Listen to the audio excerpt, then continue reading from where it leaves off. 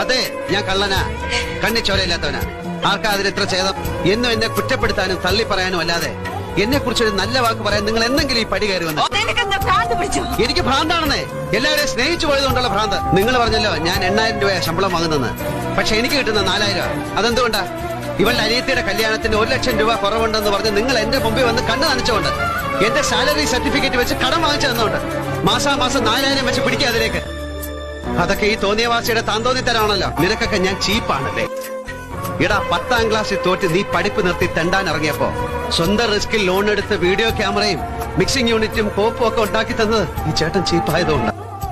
എന്നിട്ട് അതിൽ നിന്നൊരു ചില്ലി കാശിന്റെ ഉപകാരം ഇതുവരെ ഈ കുടുംബത്തിനുണ്ടായിട്ടുണ്ട്. കുടുംബം എന്ന് പറഞ്ഞാൽ ഇങ്ങനെ, കൊടുക്കുന്നവരെന്നും കൊടുത്തുകൊണ്ടിരിക്കും, വാങ്ങുന്നവരെന്നും വാങ്ങിച്ചുകൊണ്ടിരിക്കും. അതാ അതിന്റെ രീതി. കൊടുക്കുന്നതിനും വാങ്ങുന്നതിനും ഞാൻ കണക്ക് സൂക്ഷിക്കാറില്ല. അതെനിക്ക് ഇഷ്ടമല്ല. ഇതേരുതി എന്നെ ഭരിക്കാൻ വന്നോണ്ടല്ലോ. ഈ പൊക്കത്തിലും വണ്ണത്തിലും വളർന്ന് എനിക്കറിയാം എങ്ങനെ ജീവിക്കണം. ഞാൻ എനിക്ക് തോന്നിയ പോലെ ജീവിക്കും. അതിലിടപെടാൻ ആരും വർത്താ. എന്താടാ പറഞ്ഞത്? തോന്നിയ പോലെ ജീവിക്കുന്നു?